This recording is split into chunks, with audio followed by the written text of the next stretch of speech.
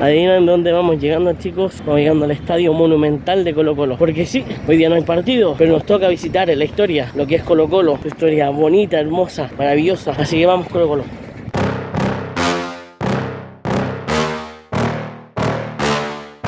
Yeah.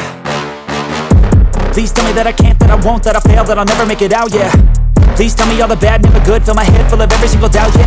Please say any negative thoughts, I pop off when I hear people say I cannot. I get off to the thought of proving everyone wrong, I won't stop to the top, so you better back off and get lost. I'ma stay loud, stay proud, never running out, never heading south. I'll be spreading out, call it word of mouth, can't put me down, I'll be getting loud. You can have your doubts, not what I'm about, have your fucking clout. It be raining now, I keep making sound, go another round, bitch I'm legend bound, can't stop me now. You don't wanna fuck with me.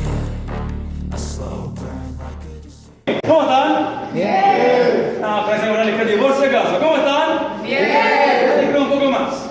Bienvenidos. ¿Todo bien? Una petición, una fila acá, por favor. El último en llegar me paga 50 burpees. Peticiones particulares. La primera, al costado derecho van a encontrar una copa.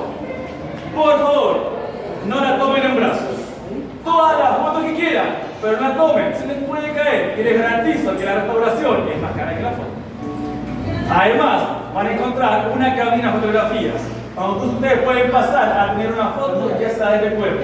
Y también a conocer y ver la historia del club más grande de nuestro país. Pasen ahora a través del torniquete, que está liberado, no deben saltar. Pasen adelante, los chiquillos.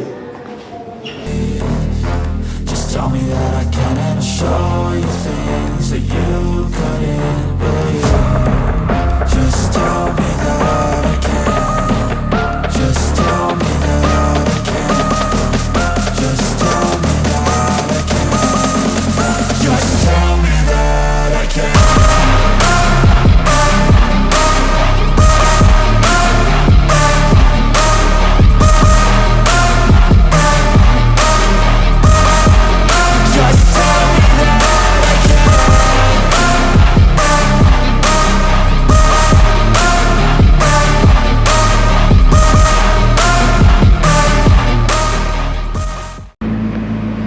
Hola muchachos, aquí me encuentro en el Estadio Monumental y miren la vista que tengo.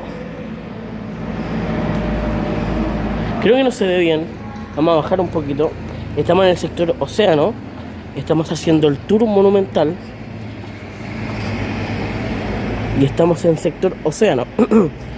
A ver si se puede divisar bien. Creo que ahí se ve un poquito mejor. Ahí sí. Estamos acá y vamos a hacer el tour monumental cuando cae una nube en lo que es en el Estadio Monumental.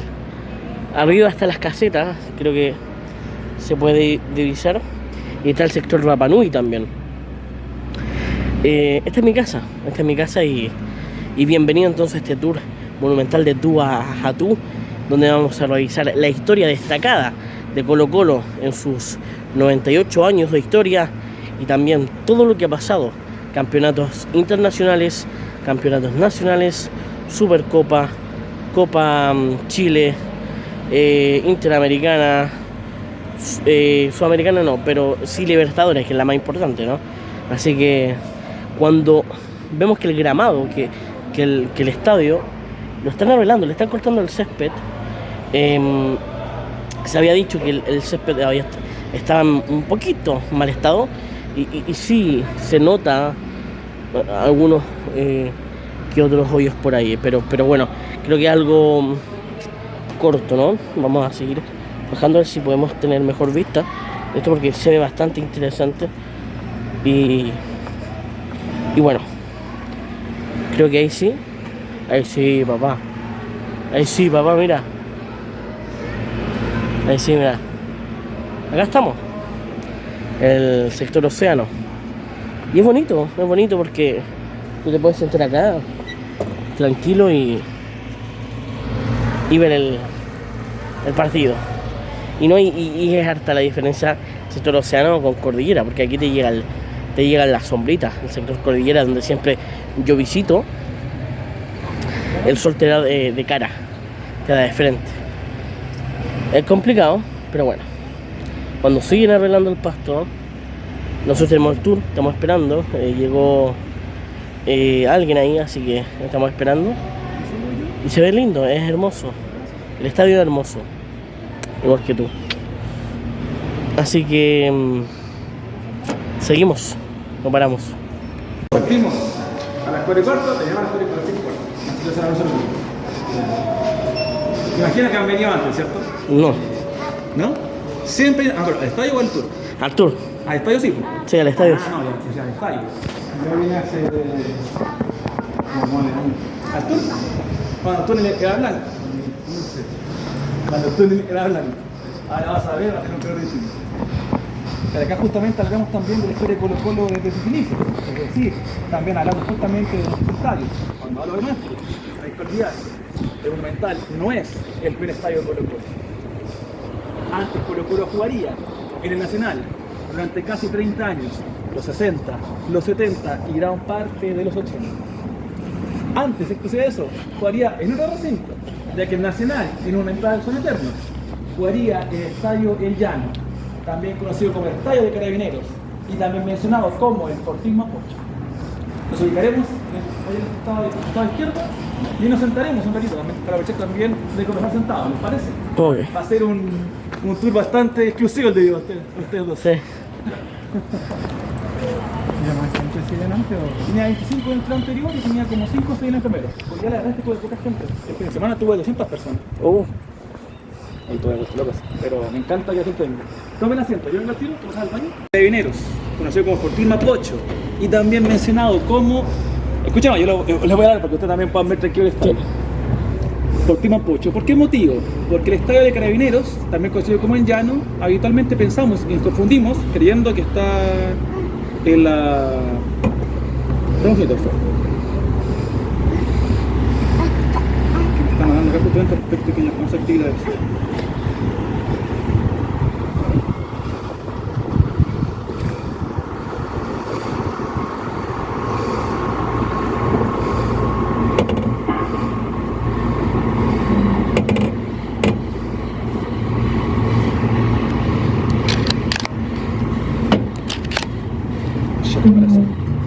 Que me dicen que la sala de prensa hay una conferencia. Entonces, pero vamos a pasar. Vamos a hacer pelita, vamos a hacer. Ya. Estadio Carabineros. Estamos hablando ya de la calle 40. Estadio Carabineros, Fortín Mapocho o también El Llano se ubicará en la comuna de Santiago Centro. Es decir, entre las calles Cami y Balmaceda. Hoy el Parque de los Reyes. Es muy habitual que justamente se tiene esa confusión con el Estadio del Llano San Miguel, donde actualmente está el Banco del Estado. No es el mismo recinto deportivo, para justamente hacer la aclaración. El estadio que les menciono yo era un estadio de madera, con capacidad para 12.000 personas. Colo Colo lo compra para ejercer localidad de forma independiente, pero el estadio era con capacidad para 12.000 personas. Literalmente el estadio le quedó chico. Esto obligará a que Colo Colo también venda aquellos terrenos y más el aporte de los socios inmobiliarios, donde ustedes partieron justamente las primeras fotos el día de hoy. Se compraron 28 hectáreas en 1956. Las 28 hectáreas se compraron en la comuna de Macul, que es donde estamos el día de hoy. 28, de las cuales se vendieron posteriormente 20. ¿Por qué motivo? Colo Colo no requería tanto terreno para poder construir un estadio. Si deja justamente el paño que vemos el día de hoy, entre las calles Maratón, Departamental, Ezequiel Fernández y también Benito Rebolledo. Esto se efectuará en 1956, bajo la administración de Antonio Laván Newman, presidente de la época, quien también sabía que Chile sería sede de un mundial, en el año 1962. Es por ese motivo que él sabía que el Estado de Chile debía contar con estadios amplios para poder albergar tal cita mundialista. Como lo sabía, proyectó la construcción de un estadio para 120.000 personas, una base de 70.000 y una segunda bandeja de 50.000. Él también sabía que el Estado invertiría justamente en la construcción de estadios y es por ese motivo la proyección de este recinto deportivo. No obstante, ¿qué pasó en Chile en 1960?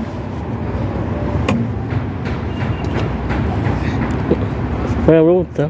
El terremoto más fuerte de la historia. Sí. El terremoto de Valdivia. Este hecho marcará la hoja de ruta de aquel mundial, ya que el Estado no invertirá la construcción de nuevos recintos deportivos, sino que desarrollará aquel mundial en estadios ya construidos, en el Carlos Titman, en el Teniente, en el Sausalito y en el Nacional Julio Martínez Prádanos. Pues también la crítica global mundial es que aquel mundial fue muy austero, y fue justamente porque Chile venía levantándose de aquel terremoto del 60. Esto no solamente marcará la hoja de ruta del mundial, sino también la hoja de ruta de este estadio, ya que el Monumental vería justamente que su obra se ve paralizada al no contar con los fondos que esperaban contar en aquellos años. Se paraliza y se retrasa en 15 años, hasta 1975, año en el cual, tras la venta de Carlos Caselli al Levante de España, el presidente de la época, Héctor Gálvez, lleva a cabo la primera inauguración del Estadio Monumental. Esta se efectuará el 20 de abril de 1975, es decir, un día después que Colo-Colo está de aniversario. Lleva a cabo tal inauguración con una jornada doble. Partido inaugural, enfrentarán a los del Morning. Aquellos santiagos empatarán 1-1, para que en el partido de clausura Colo-Colo se imponga por 1-0 a Deportes Aviación, con gol del zurdo de Barrancas, nuestro querido Juan Carlos Orellana, fallecido recientemente. Tampoco olvidemos que en aquella ocasión el estadio solamente será la escalera y la cancha, por lo cual no cuenta con las medidas mínimas de seguridad ni salubridad para poder albergar eventos de masiva asistencia. En aquella ocasión, el público asistente superó los 40.000, el registrado 25.599. Tras esos hechos, veremos que el Estadio Monumental es clausurado por no contar con las medidas antes mencionadas. Eso obligará a Colo-Colo a volver al Estadio Nacional hasta 1989, año en el cual, tras la venta de Hugo Rubio al Bologna de Italia y los aportes de Lanchile y Coca-Cola, se lleva a cabo la segunda inauguración del Estadio Monumental, esta vez enfrentando a Peñarol de Uruguay, a quien se impondrá Colo-Colo por 2-1. Marcarán Marcelo Pablo Bartichotto y Leonel Herrera Hijo para Colo-Colo, mientras que lo hará Diego Aguirre para el elenco uruguayo. Tras aquella inauguración, el estadio fue inaugurado en este caso con capacidad para 62.500 personas. Y quien dio el puntapié inicial en aquella ocasión fue la Miss Universo, Cecilia Boloco, tras bajar de un helicóptero. Es un dato bien puntual, pero que la gente va a llamar la atención. Tras aquella inauguración o reinauguración, 3 remodelaciones. La primera, 16 de febrero de 1991. Ingresan a este estadio las torres luminarias que ustedes pueden ver que rodean la cancha David Arellano. El partido de inauguración frente a Racing Club de Avellaneda. Colo-Colo se impone por 1-0. La segunda remodelación es justamente donde estamos sentados en este momento. Les hablo de las butacas individuales en Tucapel, en Océano, en Caupolicán y también en Cordillera.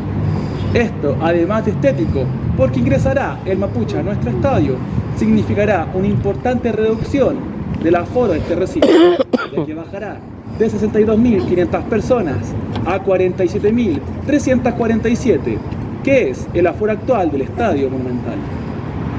Y la última remodelación es del año 2015. Yo les pregunto a ustedes, ¿qué pasó en Chile el 2015? El de Coquimbo, pero hablemos de un evento mucho más agradable. ¿Qué pasó antes de eso? Campeona de la Copa América, ¿cierto? En nuestro país. Copa América, que será también sede en nuestro estadio de 2 encuentros, Brasil-Colombia y Colombia-Venezuela. Es por ese motivo que se retiran las rejas en Tucapel, en Arica, en Lautaro, en Galvarino, en Magallanes y en Caupolicán, dando paso a la terminación de las mamparas de vidrio que ustedes pueden ver actualmente alrededor del campo de juego. Saben ya el proceso de construcción, inauguraciones, remodelaciones y aforos del Estadio Monumental. Les corresponde a ustedes decirme ahora cómo se llaman los 9 sectores que rodean la cancha David Arellano, partiendo por el norte. Arica. A continuación, Lautaro, ¿ya? Cordillera, Galvarino, Magallanes, Caupolicán, Océano, Rapa Nui, y Tucapel. Y Tucapel.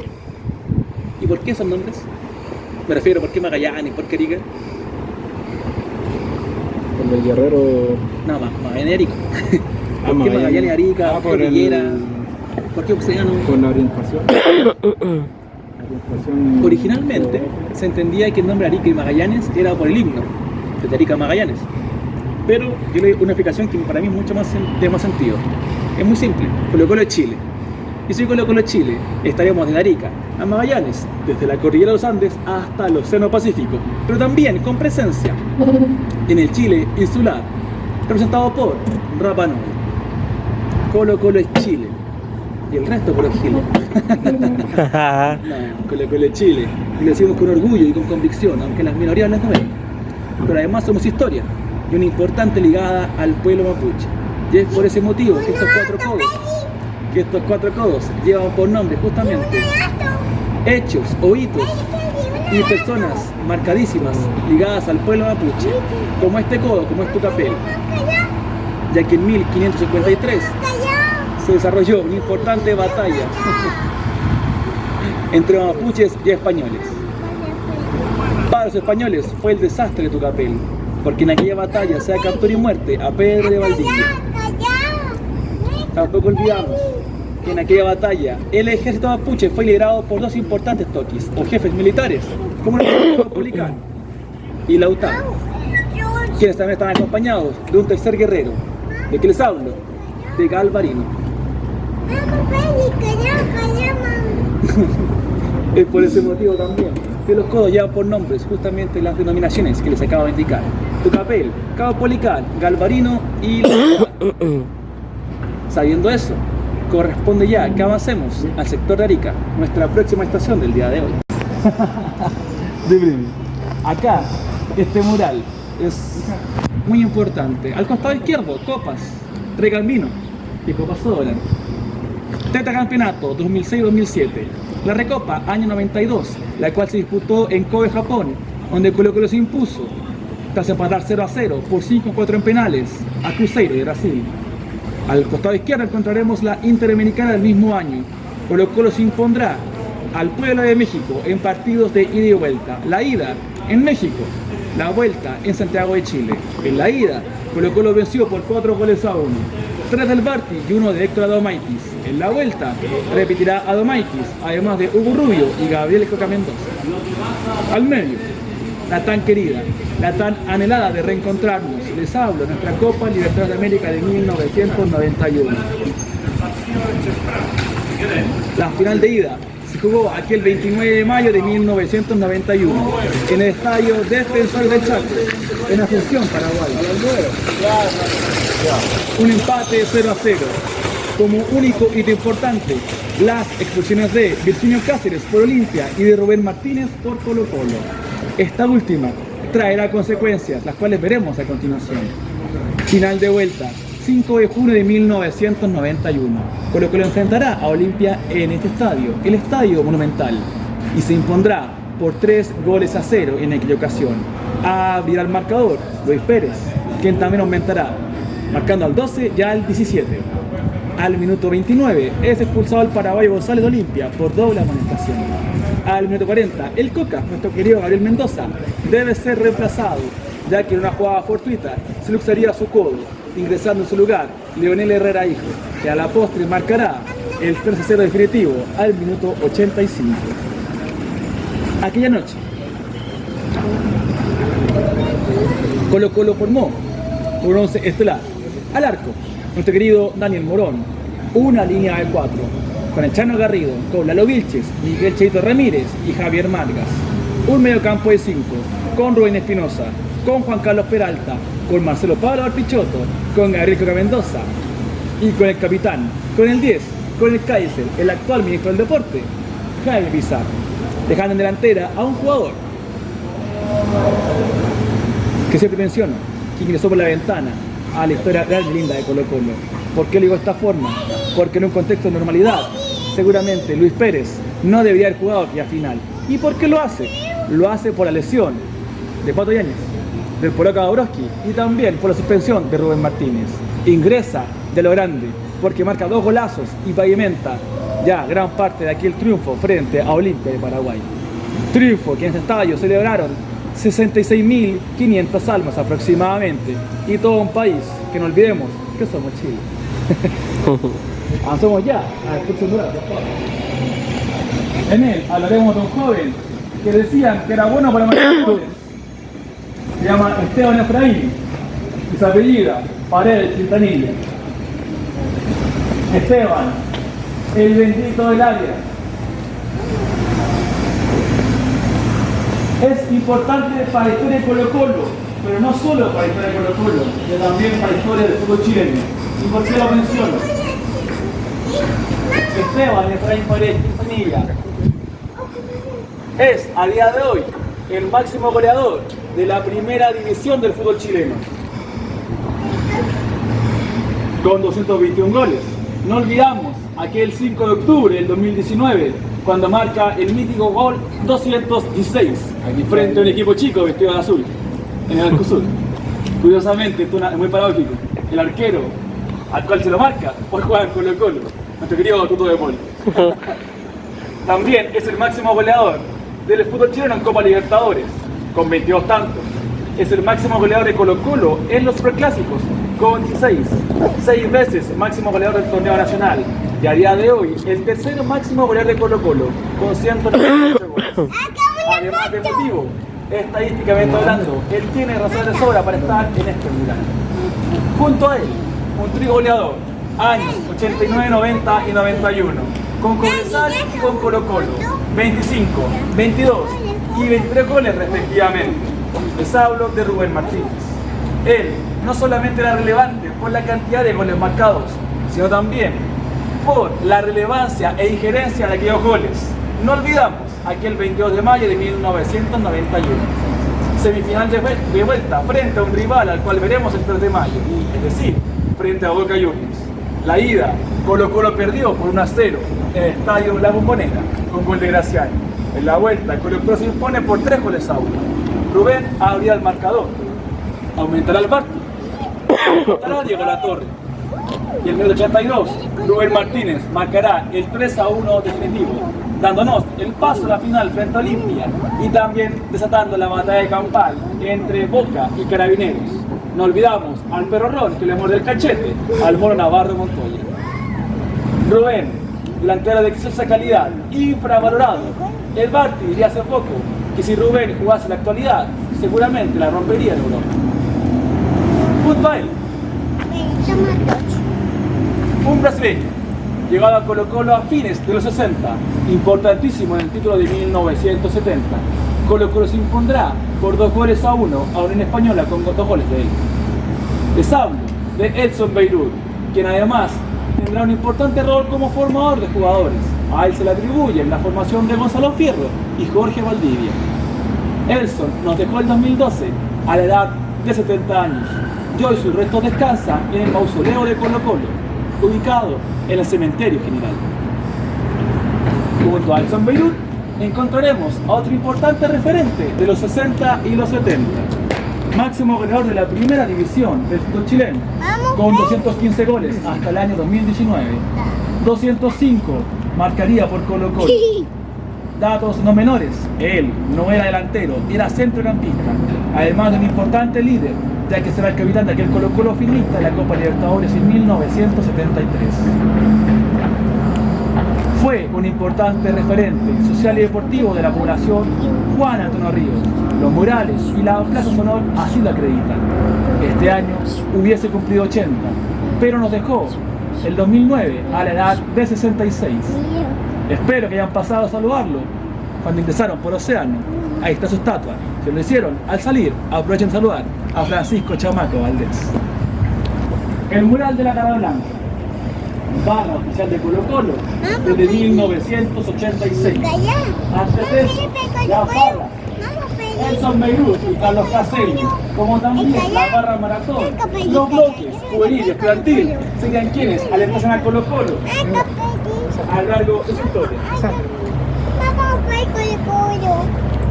Colo-Colo siempre ha tenido apoyo, nunca le ha faltado ni aliento, ni aguante.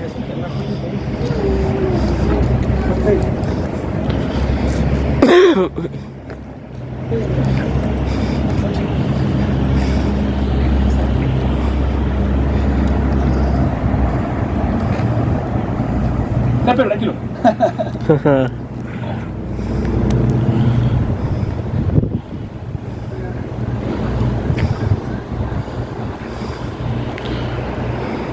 No, dale. Oh, fue también. Viene el cibo de la calor. Oh. David Alfonso Arellano Moraga, nuestro fundador, hijo de don Antonio Arellano y la señora Rosario Moraga, profesor de formación y vocación, para muchos un revolucionario, y para mí también, y por qué no decirlo, gracias a él, el fútbol chileno hoy es profesional. Año 1924, Sudamericano de Uruguay. Chile disputa 4 encuentros, los pierde todos, y tras aquel fracaso volvería a Chile. David se quedaría en Uruguay para pasar posteriormente a Argentina. ¿Con qué fin? Aprender el trabajo táctico, técnico y deportivo de los clubes rioplatenses. No solo eso, en Argentina también buscó aprender del proceso de profesionalismo del balompié trasandino.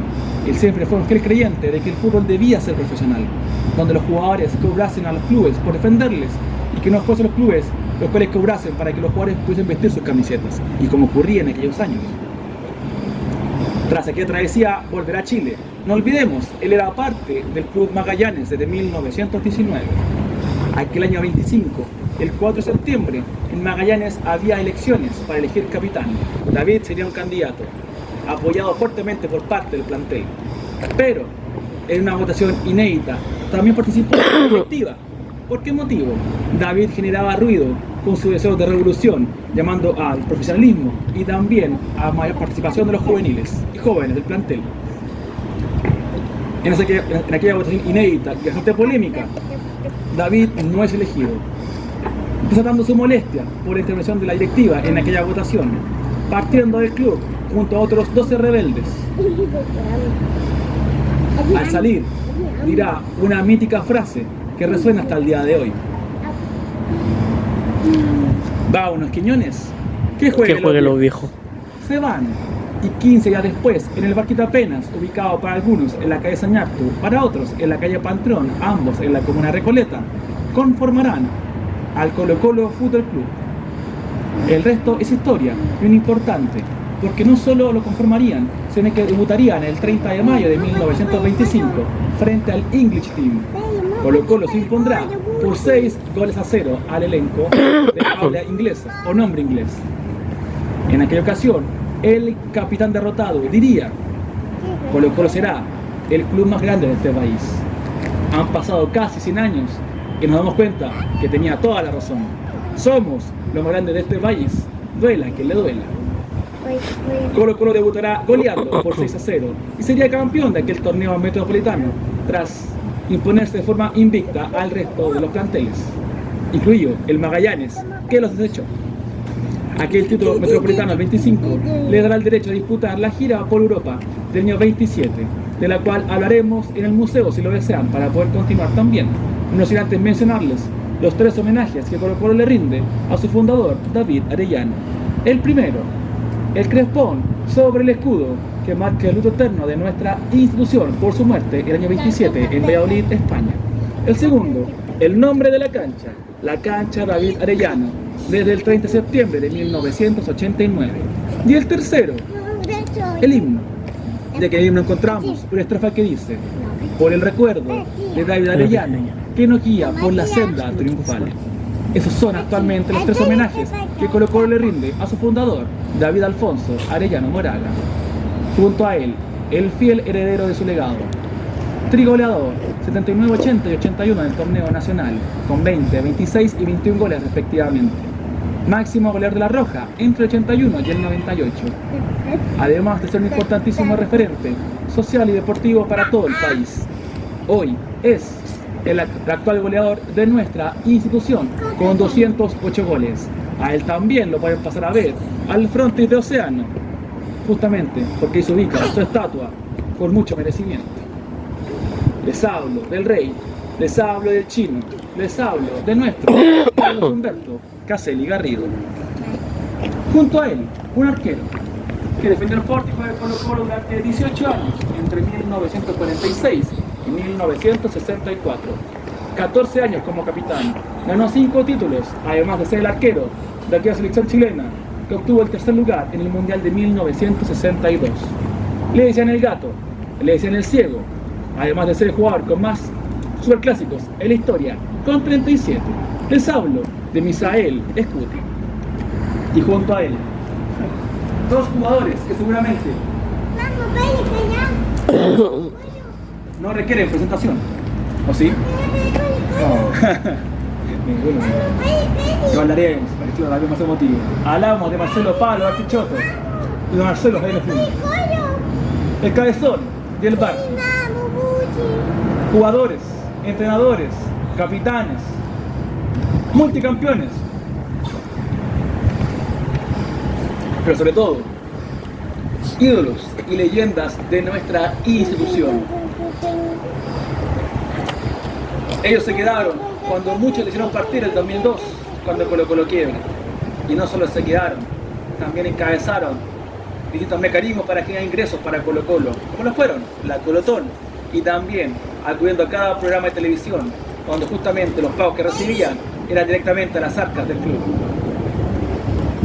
No solo hicieron eso, también lideraron a un plantel plagado de jugadores jóvenes, con lo cual levantaron una de las estrellas más emotivas de nuestra historia, como lo es la Estrella 23, también conocido como el campeonato La en la quiebra. quiebra, aquel que se obtuvo el 20 de diciembre del año 2002 en el Estadio Nacional tras imponerse a Católica por un plantel plagado de jugadores jóvenes, de los cuales recordamos a través del mural. Ustedes pueden ver un sector de Montevideo. Plantel con nombres que resuenan, como por ejemplo Eduardo Lobos, Víctor Loyola, Claudio Bravo, Luis Mena, David Enríquez, Miguel Rifo, Miguel Acebal, Rodolfo Madrid, Bravo Leal, Francisco Anderson Huayquipán, Luis Ignacio Quinteros, Gonzalo Fierro, Mario Cáceres y el goleador de aquel torneo, quien seguramente no era juvenil, pero era formado en esta institución, que volvería de Colombia a jugar gratis por el club de sus amores. Les hablo de Manuel Alejandro Neira. Al igual que Manuel, hubo jugadores que también hicieron importantes sacrificios, como el caso del Chama Gol. El Chama partiría a México, terminado la apertura. Él no se quería ir, y lo hace convencido por el Barty, que le da a entender que su traspaso significará un apoyo económico para las alicaídas arcas del club. El Barty se va, terminado la apertura, por lo cual no disputa el clausura. Y el día que Colo-Colo es campeón, aquel 20 de diciembre del año 2002, recibe una llamada. Lo llamó el Barty para decirle que sin importar que no disputó ningún encuentro en aquel torneo de clausura, él también era merecidamente considerado como un campeón en la quiebra. ¿Por qué mencionó esto? Porque el 2002 marcaría un antes y un después en la historia de Colo-Colo. Ese 2002 marcaría justamente la creación de un lazo inquebrantable de profundo amor, respeto y compromiso por nuestra institución. Un lazo y un legado que estos dos encabezaron junto a aquella patrulla juvenil, quienes nos enseñaron que por Colo-Colo se puede jugar, vivir y, si es requerido, también se debe llegar a morir por el Colo, tanto dentro como fuera del campo de juego, como ellos lo hicieron y como se enseñaron también que se debía el sentir esta camiseta blanca y negra que tanto queremos y tanto amamos, seguramente. Avancemos ya, ahora escuchemos por favor.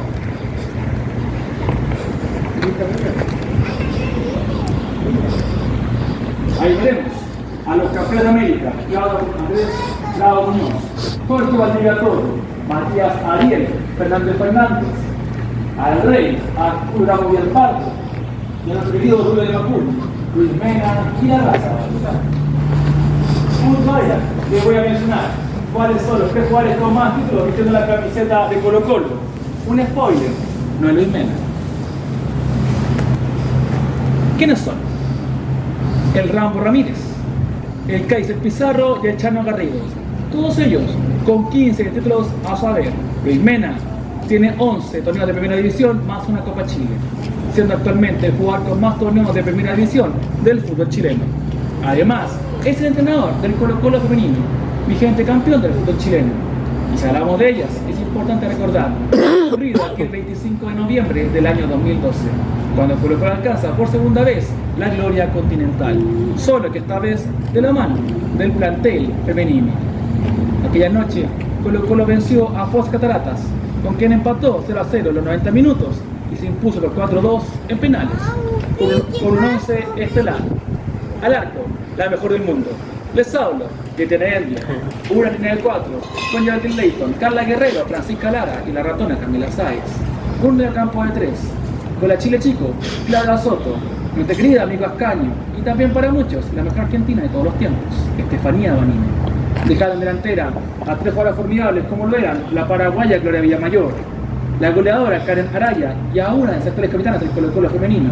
Hablo de Yanara Aedo. Aquel 11 que usted les mencionó lo pueden ver en el mural ubicado en el sector de Cordillera, donde recordamos a las campeonas de América. Y también a través del marcador ubicado en Magallanes, donde situamos nuestras 2 Copas Libertadores, la del 91 y la del 2012. En aquel plantel también era posible encontrar a la Chio Soto, a Yacina Buenteo, a Gisela Tino, a la máxima goleadora de Colo Colo historia, Natalie Quesada, con más de 250 goles, y a la arquera Carolina Armijo, quien hoy es parte del staff técnico de Luis Mena como preparadora de arqueros. ¿Por qué menciono este ítem? Porque son solamente 4 clubes los que pueden decir que han ganado la Copa Libertadores a nivel masculino y femenino. Les hablo del Palmeiras de Brasil, del Santos de Brasil, del Corinthians de Brasil y del Colo Colo de Chile. Por favor, ¿ah? Sí, está un poco el retraso poca hora, que también está hay diferencia. Y a nivel sudamericano se habla también ahora que hay diferencia, porque los clubes masculinos están exigiendo tener plantel femenino para poder disputar la Copa Libertadores de América. Patronato, por ejemplo, Argentina no tenía. Lo tuvo que conformar, adelante, lo tuvo que conformar justamente ahora para poder disputar la Copa Libertadores. De lo contrario, no la podía disputar. Que son también de los retrasos y un poco también los adelantos que tienen justamente Colo Colo. Algo de su historia también al respecto. ¿Cómo están, muchachos? ¿Cómo están? Qué bueno, qué bueno. Ahora avanzaremos brevemente frente a los murales, a los bustos, de los presidentes Eduardo Menichetti y también Antonio Laván. Antonio Laván, iniciador del proyecto del Estadio Municipal, como les mencionaba en su papel.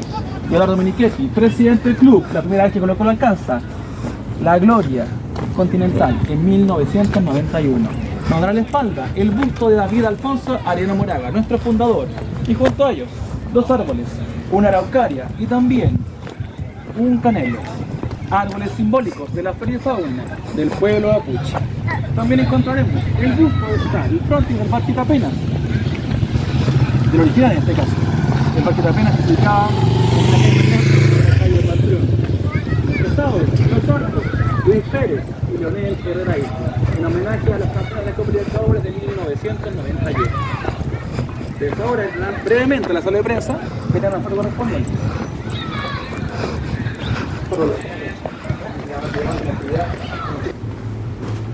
Microsoft.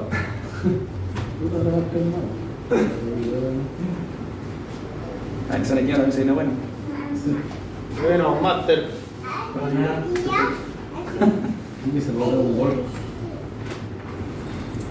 Yo te prendo el micrófono.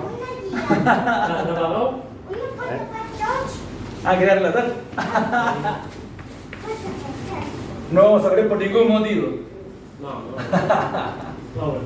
O un miau. ¿Un miau? No, yo ni del.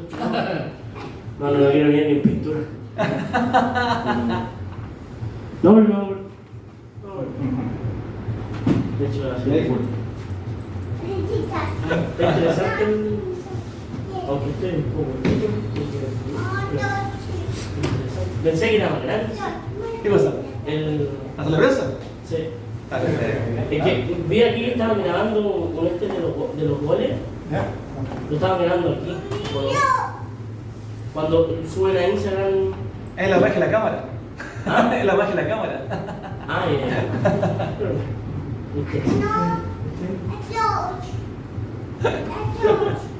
Vamos, chiquillos, para avanzar ya el túnel de campeones, ¿les parece?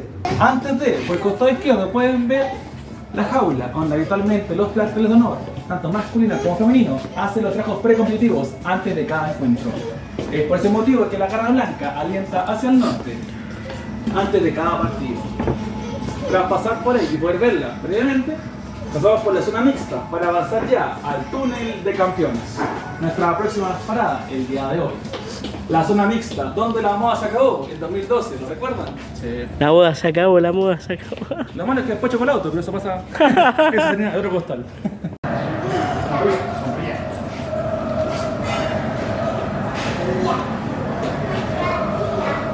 Ya vamos a salir ya Venga. a la cancha.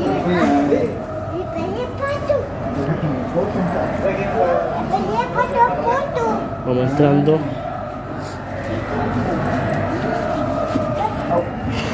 Bienvenida al túnel de campeones.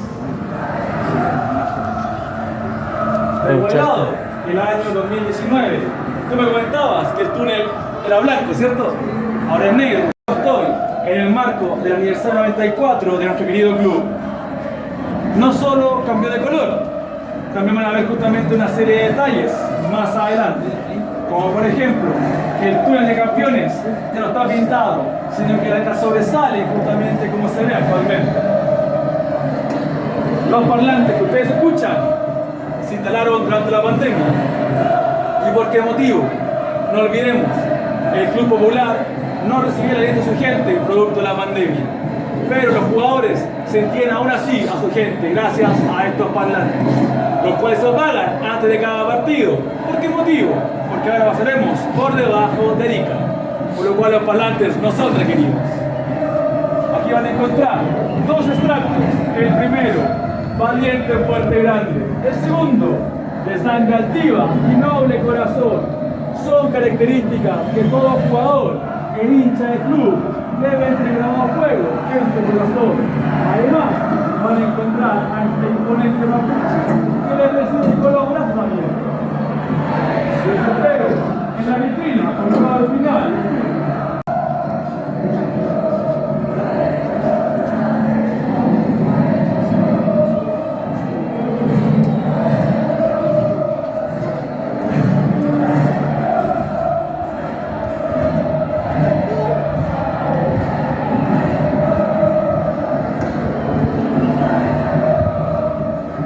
La vitrina de las campeonas y los campeones, no sin antes, les mostré las placas que dejó Pilsen del Sur, nos dejó también arengas de cómo los jugadores y cómo los hinchas viven justamente los encuentros de Colo Colo.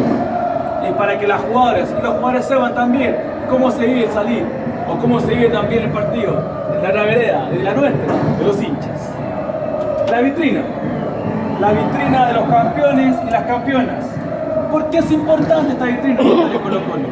Porque situamos nuestras Copas Libertadores de América, tanto la masculina como la femenina, y lo hacemos cada vez que Colo Colo juega de local, dependiendo del plantel. Si es el plantel masculino, la del 91, si es el plantel femenino, la del 2012. ¿Por qué lo hacemos? Simplemente porque podemos. ¿Y por qué no hacerlo? Si es un honor, yo no olvido decir que somos el único equipo chileno campeón de América a nivel masculino y femenino. A continuación, también hay 32 estrellas. ¿Y por qué 32? Porque no está actualizado. Y la 33 la van a poder encontrar en el museo. Ahora subiremos a la cancha David Arellano, donde le recuerdo la petición, siempre por el costado del campo de juego, sin pisar la blanca en el gramado central. Cuidemos la cancha, que se...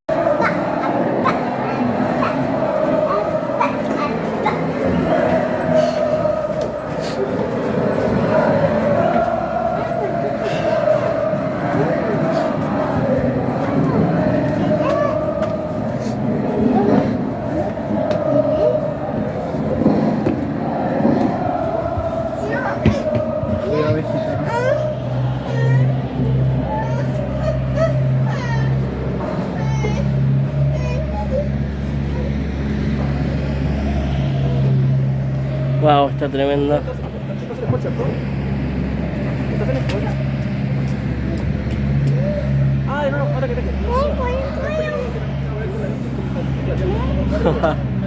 Hija, venga.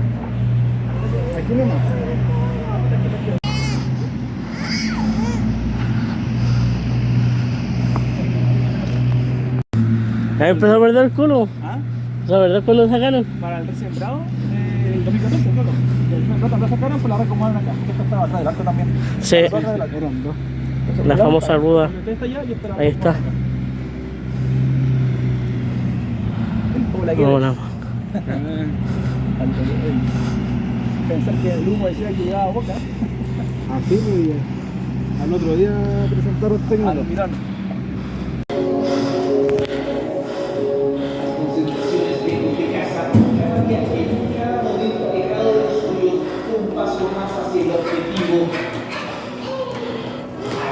Forzamos un poquito, si quieren que la bombón, un pequeño turbiado por dentro del museo, ¿les parece? ¿Sí?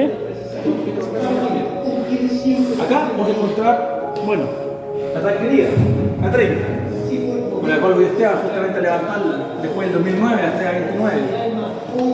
La 30, jineta de Gonzalo Fierro, zapatos de Felipe Flores y los guantes de Justo Villar, firmados y dejados también con obsequio. El video corresponde con Javi, que no sé qué se Campeonato 89, 90 y 91. Camiseta amarilla, de quién más que nuestro querido Daniel Morón, el Lorito Morón, que también la honor. Esta camiseta es icónica. ¿Por qué motivo? Porque de quién más hubo arqueros que antes de él jugaban de amarillo, pero Morón la inmortalizó con aquella teñida completa. ¿Y por qué es importante? Porque, bueno, trasciende hasta el día de hoy, estamos hablando de más de 30 años, que colocó dos arqueros jugaban de amarillo. Y él lo hizo un homenaje a su ídolo, el arquero Schumacher de Alemania. El Schumacher alemán también jugaba de amarillo y también inmortaliza también utilizando el mismo color. La camiseta que se pasó año 73, no, 70, se cumplieron 50 años. El se pasó se cumplió el 1 de marzo del año 73. Curiosamente, en aquella ocasión, Carlos Caselli marcaría un gol similar en 2 encuentros, tanto con el Española, que es el que ustedes pueden ver, como con ML. En ambas ocasiones, Colo Colo murió tanto 5-0 como 5-1. Esto es lo que se va a lograr recuperar de la época del Tigre Sorrell y Alfonso Domínguez. 37-41. Los dos campeonatos de Colo Colo eran invicta en aquellos años. Queda el campeonato 2016, como ya mencioné, la línea del tiempo que resalta a distintos jugadores icónicos de Colo Colo. David Arellano, Alfonso Domínguez, Tigre Sorrell, Misael Cuti, Jorge Robledo, Luis Hernán Álvarez, Chita Cruz, Jorge Toro, Francisco Chamaco Valdés, Juan Carlos Orellana, Elson Benirú, Mario Galindo, Carlos Caselli, Chano Garrido, Sergio Vasconcelos, Raúl Ormeño, Pillo Vera, Chupeto Ormazábal, Hugo Rubio, Cabezón Espina, Marcelo Pablo Artichoto, Ivo Basay, Rubén Martínez, Jaime Pizarro, hasta los más recientes, Luis Mena, Sangüesa, Meléndez, Rifo, el Mati, Davicho y el Chupete Sazo. Obviamente tiene que ir actualizando, se le falta jugar. Sí. Este mural es formidable. Este mural fue desarrollado por el artista Francisco Yarzo. En él pueden encontrar distintos hitos de la historia de Colo Colo. Desde la bajada del helicóptero de Cecilia Boloco para dar el punto inicial, el 89, cuando el estadio se inaugura, hasta el gol triste del Barty, o al Perro Ron, Moreno el Cachete, a Navarro Montoya. Y así van a encontrar un sinfín de hitos, desde el Se Pasó, el Te Paseo, lo que ustedes puedan disfrutar a saber, la sede, el mausoleo, el fronte del Parque Apenas, el lienzo Mufa, que era importante indicarlo, pero no olvidemos que después de eso los buenos nos trajeron 4. Y así van a encontrar un sinfín de hitos importantísimos que también lo van a recordar cuando lo van a ver, seguramente. Colo Colo es el único equipo, que ha jugado en Isla Pascua. Sí. Entonces lo recordamos, el año 2009, en aquella ocasión. Fue transmitido por Canal 13, si no me equivoco. Efectivamente, Canal 13. Y ahí estaba hablando de la de Jaca, al plantete de Colo Colo. Estaba Millares. El chico mixto, estaba votado también. El campeonato 2006-2007.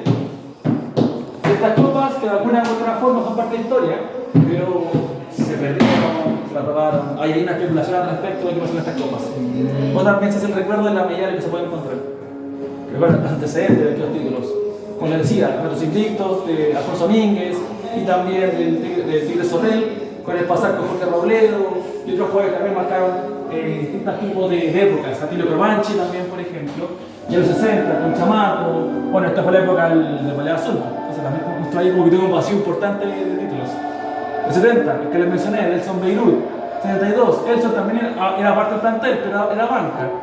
El 71 nos fuimos campeones y saltamos hasta el 79, ya la década del 80.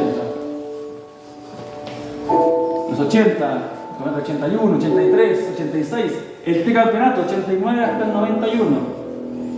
De ahí el 93, el 92 que nos pegó el tricampeonato, ¿quién fue? Cobreloa, si no me equivoco. Un español, no recuerdo por qué no habla. 96, 97, 98, que también por ser un tricampeonato, también quedó con Católica. 2002. Para la quiebra, el Colo, y eso lo encontré hace poco y por eso lo reubica ahí. Fue un depósito hecho en el pelotón por Rich, que justamente lo donó también para que la gente lo pueda guardar. Entonces, qué mejor que mencionarlo, han pasado 20 años. 10.000 pesos ¿Ah? de ese tiempo. 2008, el último título antes de la vuelta de Esteban para la 30, la del 2009, con aquel golazo con caña incluido, José Martínez.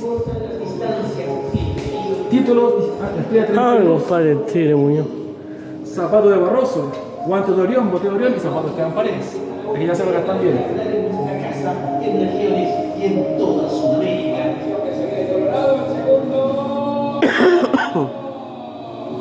¿Más 33? La más reciente, porque venía el año pasado en este caso.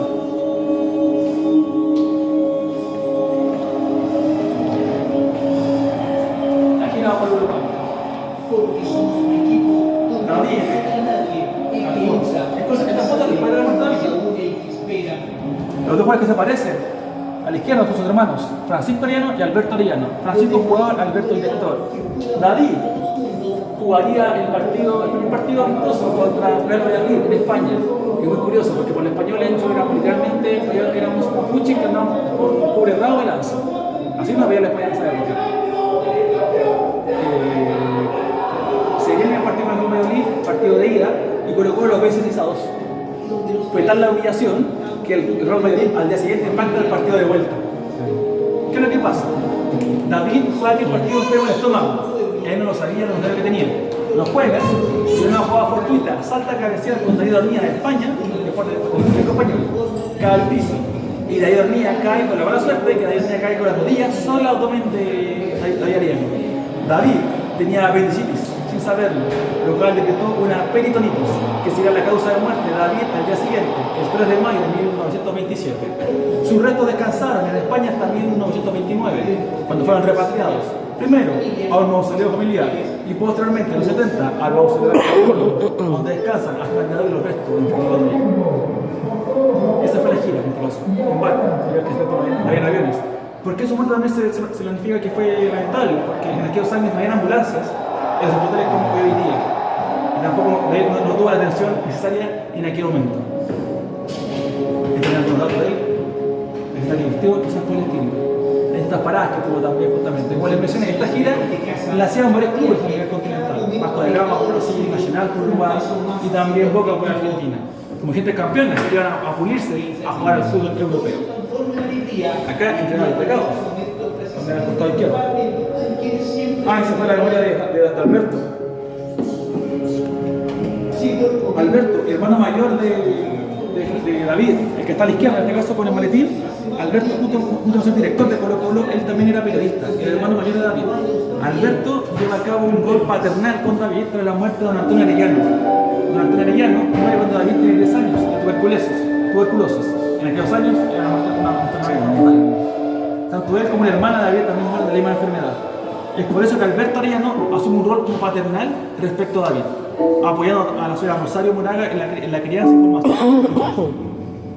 Por eso la vida es tan importante en la vida de... O sea, Alberto tiene que cumplir David, como el rol que cumplió. Y por eso también después escribe sus memorias, justamente como rememorándolo.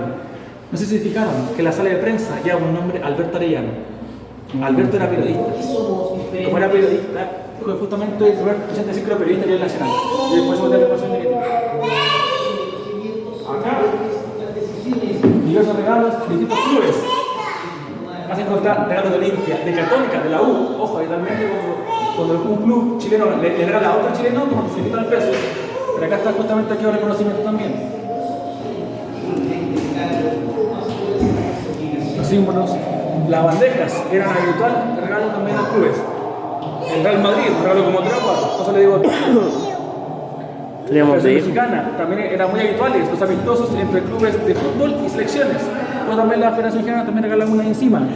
El torneo de Arisca, año 2012. ¿Lo recuerdan? Cuando Colo-Colo vence justamente al Milan en la final de Arisca. Un torneo importantísimo a nivel de clubes juveniles. Camiseta de Lucas, de Justo, de Copa Interamericana y la Supercopa. La Copa de Libertadores Femenina del año 2012 y también el reconocimiento al campeonato obtenido el año pasado por el plantel femenino. Sí. La maqueta de nuestro estadio, actualizada justamente, como ustedes, lo que ustedes recorrieron pueden encontrar alrededor de la maqueta distintos momentos de nuestro estadio.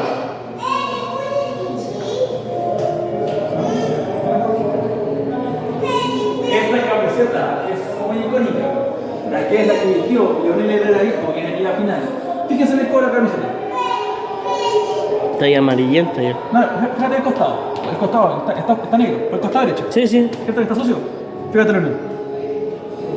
Ah, claro, la misma. Es la camiseta que vistió Leonel en aquella final. Mira, le vamos a echar el pecho. Exactamente.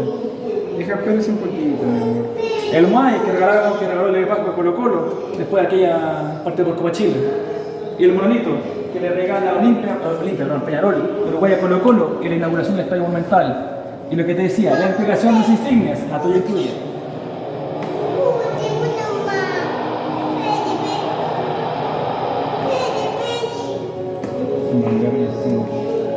Acaban de comprar camisetas, pero diversas épocas de historia de Colo-Colo. Algunas por y otras son auspiciadores. ¿Por qué sí? Porque Colo-Colo empezó a vestirlo desde 1980. ¿Cómo le fue? Cerveza Cóndor, La Tercera, Power, Los Apenco, La Enchivelada, hasta las más recientes, Cristal, DirecTV, MG, Pilsen del Sur y Culver. Esta copa, con la cual se la dejo para que usted pase sus fotografías, cumple 30 años en agosto y marca justamente aquel triunfo de Colo-Colo frente al Real Madrid en el Estadio Monumental.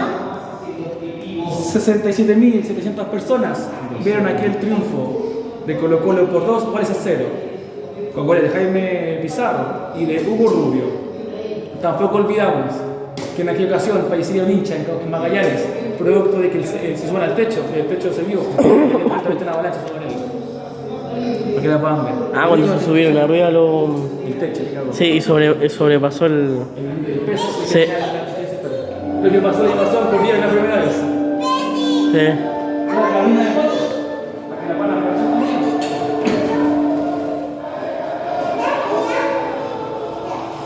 Entonces puede elegir el fondo que desean. Ya chicos, terminó el tour, bastante bueno, espero que les haya gustado el video. Si es así, ya saben, pueden regalar un like, suscríbanse al canal que es totalmente gratis y nos estaremos viendo hasta la próxima. Abrazo de gol para todos, bye bye.